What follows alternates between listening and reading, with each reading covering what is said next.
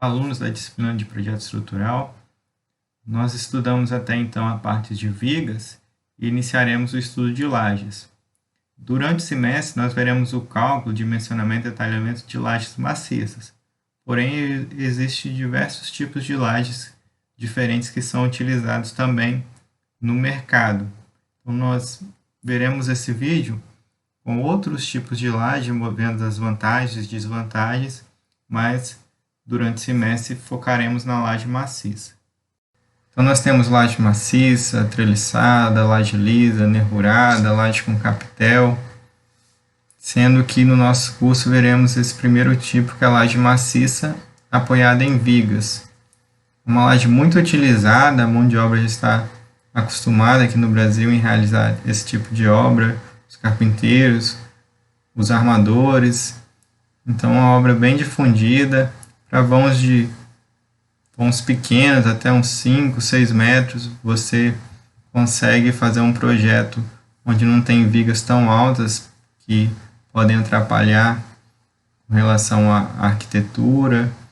Então, aqui no Brasil é muito utilizado esse tipo de sistema, tanto para obras pequenas, casas, quanto para edifícios altos, que essas vigas elas travam os pilares e geram uma rigidez grande ali para resistir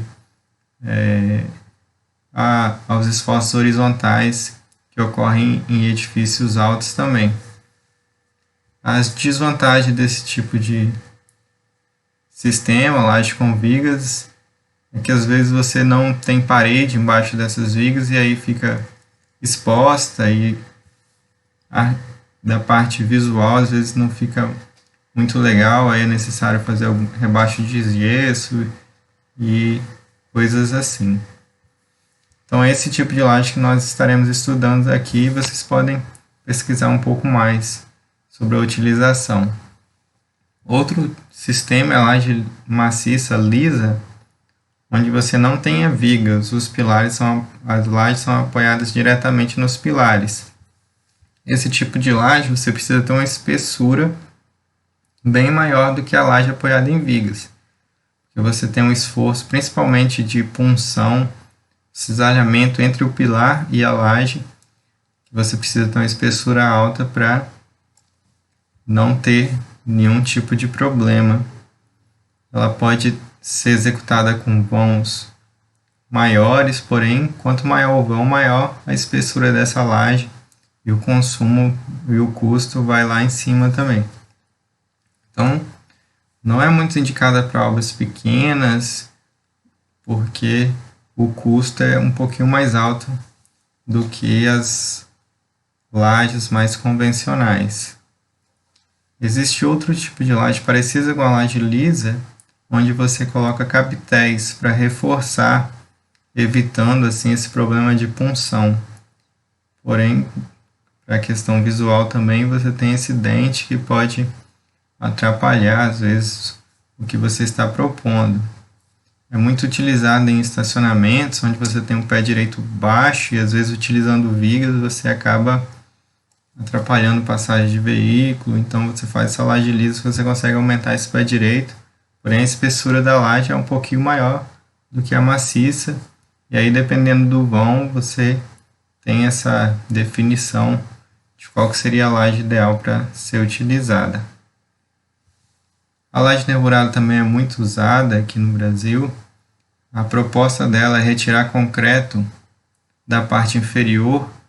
No meio do vão você tem um momento positivo, então a parte inferior está sendo tracionada. A tração que vai absorver vai ser o aço, então você retira concreto onde ele não está sendo utilizado, buscando gerar uma certa economia para a sua estrutura, reduzindo também o peso próprio. Porém, você precisa necessariamente ter uma capa sobre essas nervuras. Antigamente era permitido utilizar umas capas com a espessura 5, 6 centímetros, com a preocupação de questão de acústica, desempenho com relação a incêndio. Já está utilizando essa capa um pouquinho com a espessura maior, de 8, 10 centímetros. Então, para vãos muito pequenos, essa laje não é muito econômica, porque você tem uma espessura mínima aí, quando utiliza essas nervuras, de uns 20, 21 centímetros. Então, para vãos aí de 5, 6, 7 metros, acima de 6 metros, ela já é bem competitiva. E em alguns casos também o custo é menor do que se utilizasse uma laje maciça apoiada em vigas ou outro tipo de laje. Então, dependendo do caso, é uma laje que pode gerar uma certa economia com relação ao volume de concreto que será utilizado. Essa laje também pode ser utilizada sem vigas, com capitéis, onde você retira as nervuras, onde o pilar está apoiado para impedir que tenha problemas de punção. Pode ser utilizado também com vigas, porém com vigas faixas, com a espessura da laje, também é muito utilizada.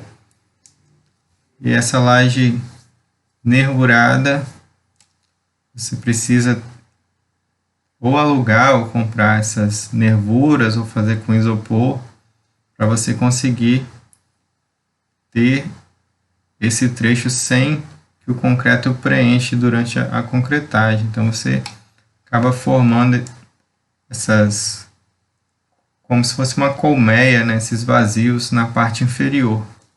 Dependendo do ambiente, às vezes você necessariamente terá que fazer um rebaixo para esconder isso. Então, dependendo do tipo de projeto, é mais indicado, outros não. E, como eu falei, vocês estarão pesquisando essa semana sobre as indicações de cada tipo de laje. Então, eu estou falando brevemente aqui sobre cada uma. Uma laje muito utilizada na Grande Vitória, em algumas outras cidades do Brasil também, é a laje protendida. Essa laje protendida, geralmente, ela é lisa e a vantagem é que você consegue reduzir a espessura da laje e aumentar o vão. Se não tivesse a proteção para uma laje lisa, vãos acima de 6 metros, tem uma espessura muito grande. Quando você coloca a proteção, você consegue reduzir bastante. Por exemplo, para laje até de 7, 8, 9 metros, você faz ali entre 18 e 22 centímetros de espessura para a laje. Sem a proteção, você passaria de 30 para conseguir, para vãos assim de 7, 8, 9 metros, você precisa de uma espessura bem maior. Além de, dependendo da disposição, do tipo de estrutura proposta, disposição dos pilares, essa laje também pode ser mais econômica do que outras, dependendo se você tem acesso aí a uma empresa que fornece esses cabos e faz a proteção. Então não é para obras pequenas, onde você mesmo vai estar contratando a mão de obra, dificilmente você vai estar utilizando esse tipo de laje. Para obras maiores, já é recomendado fazer também esse orçamento para verificar se não compensa mudar o seu sistema utilizando ou nervurada ou protendida. Para obras maiores, bem maiores, já são lajes que passam a ser competitivas. A laje treliçada é muito utilizada para obras pequenas, bom de 2, 3, até 4 metros. Você compra essa treliça e você tem a vantagem de não precisar ter forma no fundo da laje. Então você economiza bastante, precisa só escorar dependendo do vão. E essa laje ela é bem econômica, você concreta só apenas a parte superior, a capa. E a mão de obra aqui no Brasil é muito acostumada com esse tipo de laje. Ela, para vãos pequenos, ela é bem econômica. Tem a desvantagem que você também precisa fazer um tratamento na parte inferior, né? Fazer um reboco, um rebaixamento de gesso. Tem obras, dependendo, que utiliza no lugar de lajota isopor e deixa exposto. Então tem algumas particularidades com relação a essa laje treliçada, mas é muito utilizada para obras pequenas.